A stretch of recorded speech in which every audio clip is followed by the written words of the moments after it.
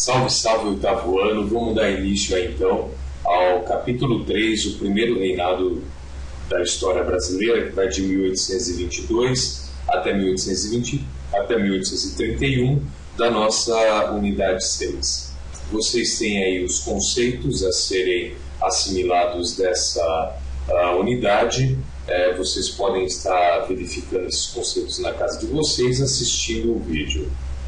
A segunda folha com os conceitos, ele não precisa ficar aí muito tempo, vocês podem dar um pause e, se porventura eu pedir um fluxograma para vocês, vocês já têm os conceitos aí disponíveis. Então, como nós vamos ver aí, nós vamos estudar a história do Brasil, conhecido como o Primeiro Reinado, que vai aí de 1822 a 1831, do período em que o Brasil se tornou independente de Portugal, até o período em que Dom Pedro I ele governa o Brasil, até o ano de 1831. Nós vimos no capítulo anterior que quando a corte portuguesa ela vem para o Brasil, no ano de 1808, nós vamos ter uma série de mudanças administrativas, econômicas e políticas que contribuíram para a independência do Brasil, para a emancipação política do Brasil. A família real chegando ao nosso país, ela criou toda uma infraestrutura administrativa para ela se manter aqui e governar Portugal à distância, que proporcionou que nós, brasileiros, nos tornássemos independentes. Nós vamos ter também, aí, logo depois da nossa independência, em 1822, uma aproximação entre a elite brasileira e Dom Pedro I, que foi o nosso primeiro imperador, o nosso primeiro monarca. Logo depois da nossa independência, Dom Pedro I tinha uma missão hercúlea, muito difícil a ser cumprida. Primeiro, era organizar o Brasil, que não estava constituindo, estava se constituindo, construir aqui no Brasil um sentimento nacional, passar para os colonos que viviam aqui no Brasil a ideia do que seria ser brasileiro, elaborar uma nova Constituição para o país, que agora era independente, lembrando vocês que uma Constituição é o livro máximo de leis de um país, e preservar as nossas fronteiras, manter aí as nossas fronteiras, proteger as nossas fronteiras do ataque de países estrangeiros. A independência do Brasil ela envolveu inúmeros conflitos armados entre os colonos e as tropas leais ao rei de Portugal, que era Dom João VI. Quem imagina que a nossa independência ela foi tranquila, sem derramamento de sangue, está redondamente enganado.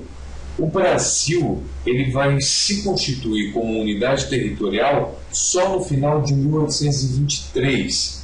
E o reconhecimento de Portugal, a independência do Brasil, só vai acontecer aí em 1825. Antes do reconhecimento de Portugal, quem reconhece a independência brasileira, primeiramente em 24, foram os norte-americanos, que tinham interesse, claro, em iniciar aí acordos comerciais, tratados comerciais com o Brasil. Nós vamos ter, logo depois da nossa independência, a assinatura do Tratado de Paz e Aliança entre Brasil e Portugal, onde Portugal fazia uma série de exigências ao governo brasileiro em troca aí do reconhecimento da nossa independência. A primeira exigência dos portugueses era que o Brasil concedesse direitos iguais para os súditos portugueses e brasileiros. A segunda exigência é que o Brasil prometesse não anexar nenhuma colônia portuguesa ao seu território. Terceira exigência, a garantia de privilégios comerciais aos portugueses. Os portugueses que viviam aqui no Brasil teriam aí muito mais privilégios do que os próprios brasileiros. A quarta exigência, o Brasil foi obrigado a pagar uma indenização para Portugal de 2 milhões de libras esterlinas. Como o Brasil não tinha esse dinheiro, ele faz um empréstimo à Inglaterra para poder pagar aí a indenização para Portugal. É o início da nossa dívida externa. Então, a dívida externa brasileira ela já começa logo depois da nossa independência, em 1824. Os ingleses também vão fazer algumas exigências para que eles reconhecessem a nossa independência. Na verdade, o Brasil foi obrigado a renovar os tratados de 1810, que privilegiavam aí a atividade comercial inglesa aqui no Brasil. Com essa exigência dos ingleses, o comércio entre Brasil e Inglaterra ele foi ampliando. No ano de 1823, começa-se a pensar uma nova Constituição para o Brasil. Lembrando vocês novamente que uma Constituição ela nada mais é do que o livro máximo de leis no Brasil, o livro máximo de leis de um país. E em 1823, então, cria-se uma Assembleia Constituinte, um grupo de pessoas que vai começar a pensar, a redigir aí a nossa Constituição. Essa Assembleia ela era formada por advogados, padres, funcionários públicos, militares e proprietários rurais. Era a elite que formava essa Assembleia Constituinte que ia redigir aí a nossa Constituição. Nós vamos ter uma divisão política dentro dessa Assembleia Constituinte aqui no Brasil. Existia um grupo de constituintes que defendiam uma Constituição que mantivesse um governo forte, centralizado na figura de Dom Pedro.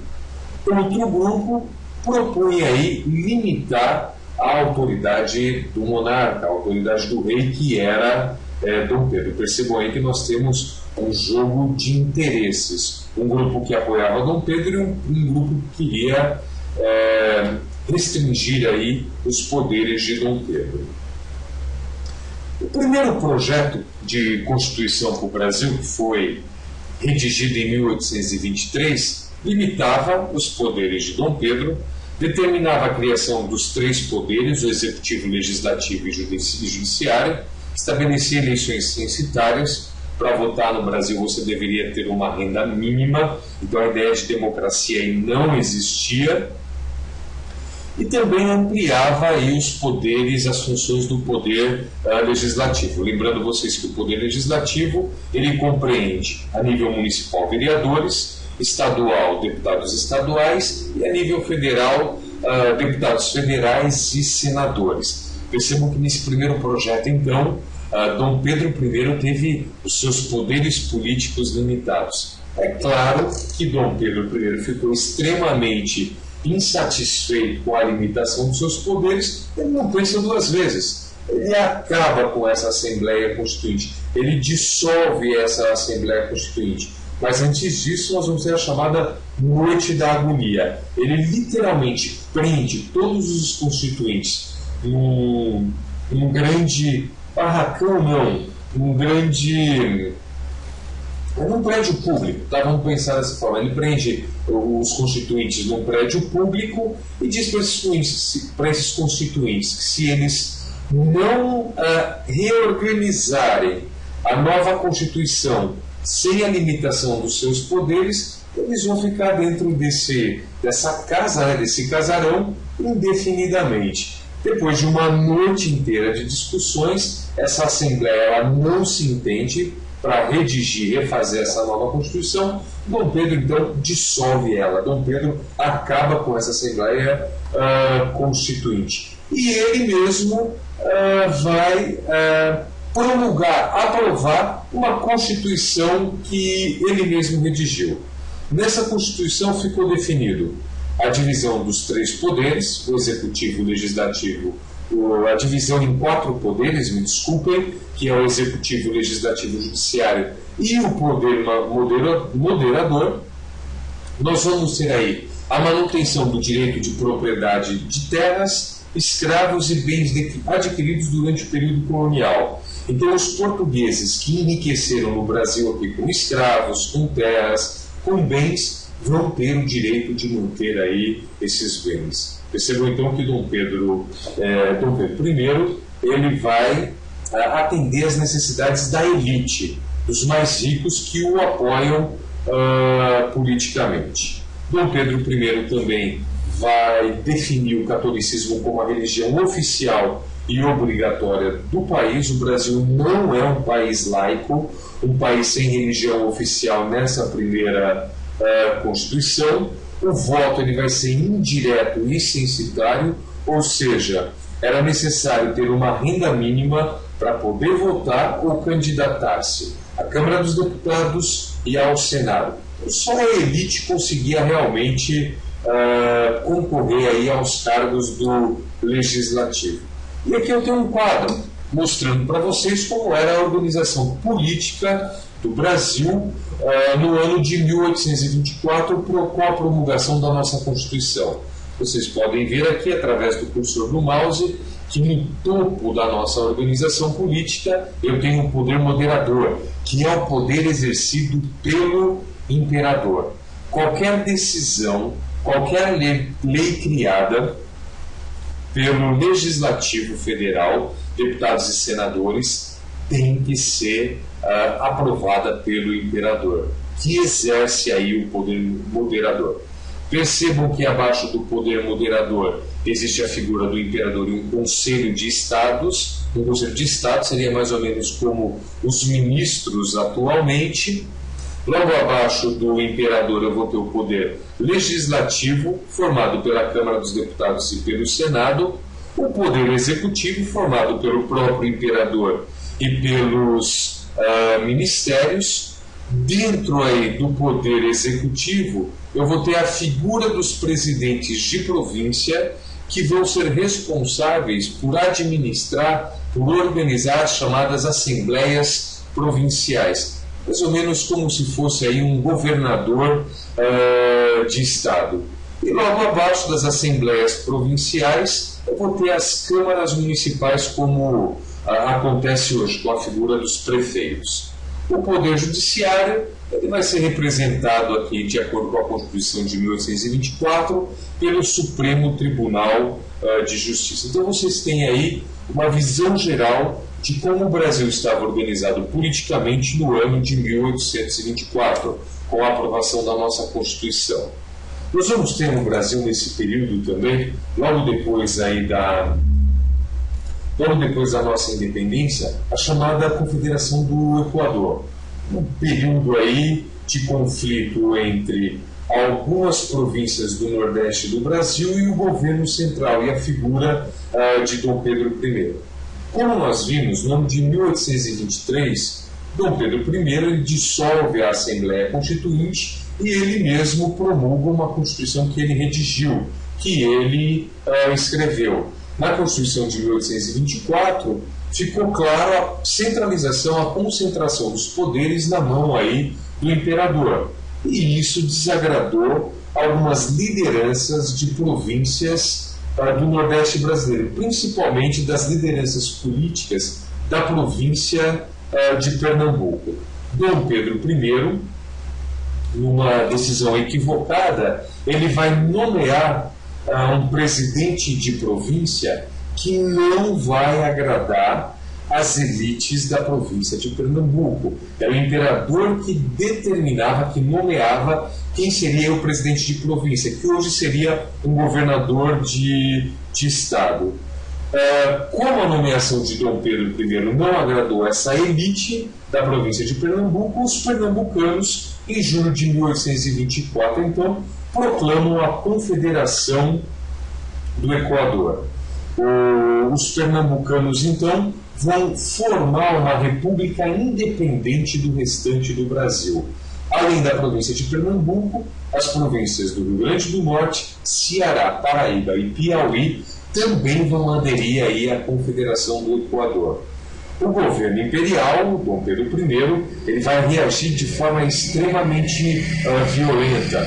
Com o auxílio financeiro e militar da Inglaterra, os líderes da Confederação do Equador vão ser presos e 9 desses líderes da Confederação do Equador vão ser condenados à morte e executados. Aqui vocês podem observar um mapa mostrando as províncias que constituíram aí uma república, olha que interessante, uma república independente no Nordeste brasileiro.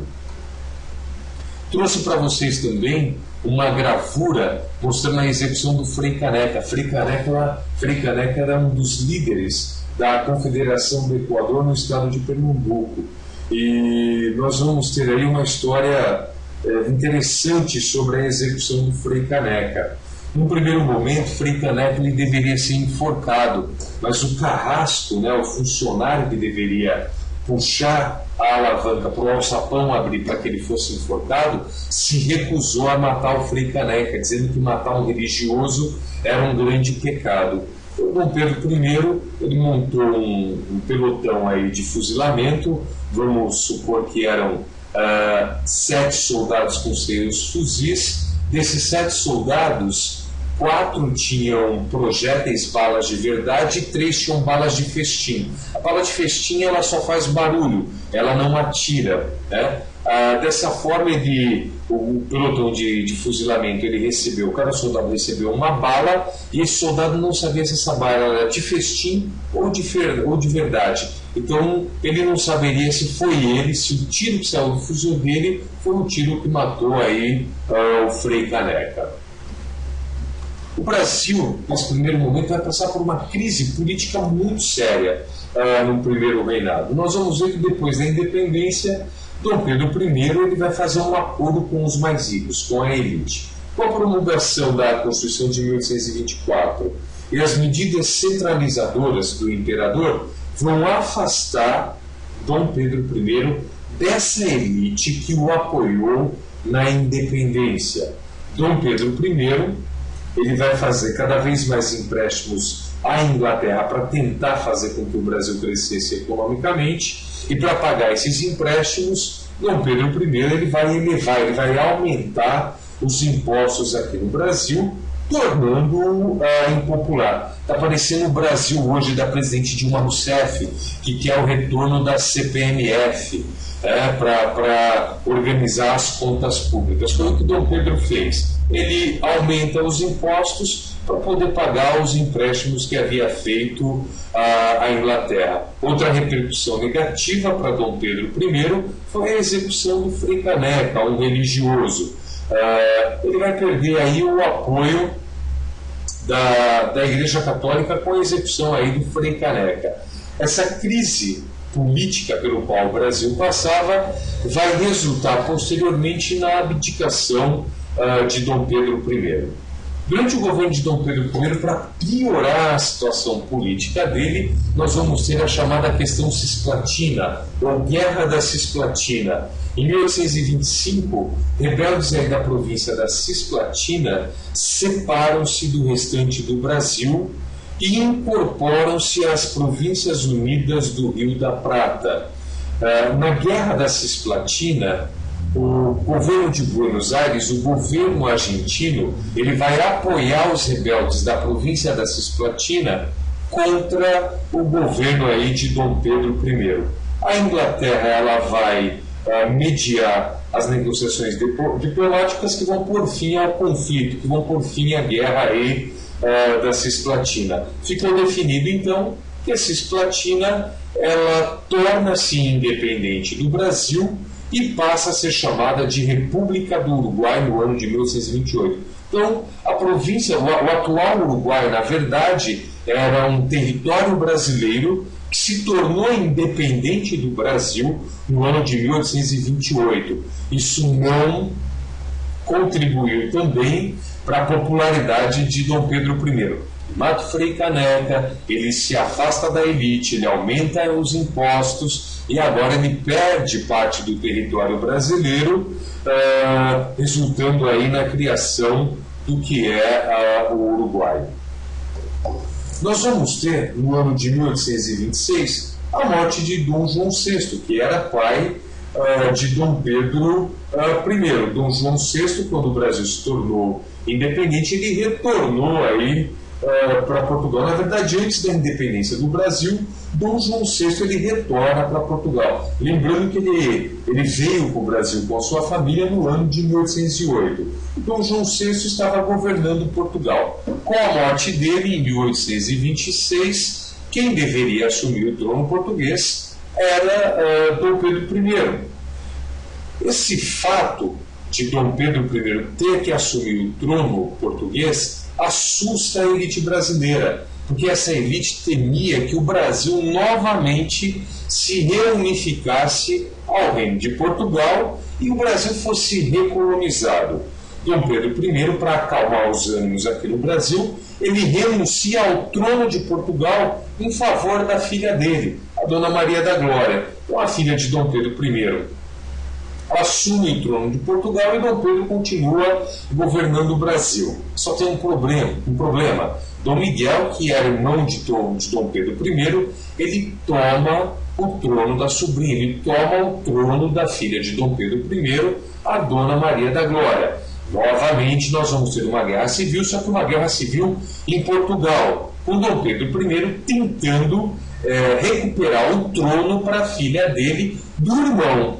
A guerra civil em Portugal, ela novamente foi aí custeada pelos impostos cobrados aqui no Brasil. Dom Pedro I, para manter as suas tropas em Portugal, usou o dinheiro dos impostos pagos pelos brasileiros aqui no nosso país. Dom Pedro I, ele retoma o trono de Portugal, a filha dele reassume o poder e ele continua aí governando o Brasil e a filha governando Portugal. Em 1830, nós vamos ter um episódio que vai piorar ainda mais aí a popularidade e a figura de Dom Pedro I, que é o assassinato do jornalista Líbero Badaró, que era um dos principais críticos do imperador.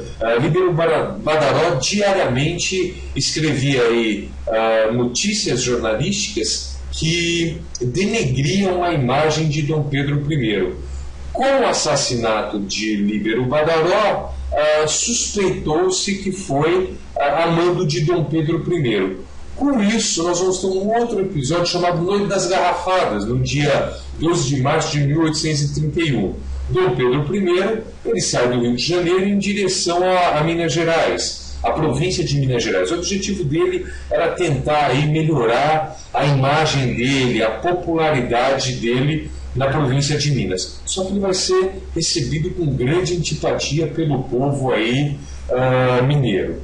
Os portugueses da cidade do Rio de Janeiro prepararam uma grande recepção para a volta aí de Dom Pedro I. Então, em Minas não foi muito bem recebido, retornou para o Rio de Janeiro. Os portugueses que apoiavam ele preparam aí uma grande recepção. Só que os brasileiros que não apoiavam Dom Pedro I vão sair às ruas, gerando aí um conflito entre quem apoiava Dom Pedro e quem não apoiava, quem apoiava Dom Pedro e quem não apoiava aí Dom Pedro I. Foi a Noite das Garrafadas.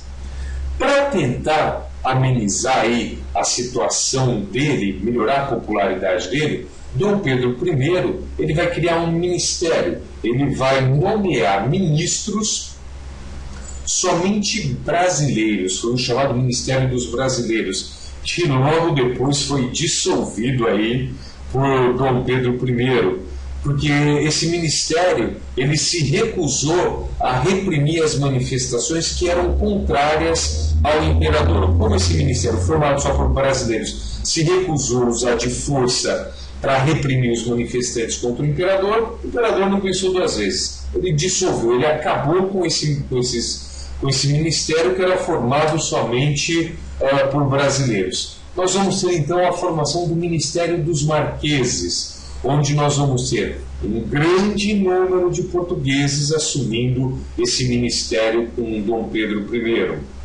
As capitais e as províncias no Brasil começam a se organizar para derrubar Dom Pedro I, para tirar Dom Pedro I do poder. Dom Pedro I, então, começa a se isolar politicamente. Ele perde o apoio da elite, ele não tem mais o apoio da Igreja Católica. Os presidentes de província já não apoiam Dom Pedro I.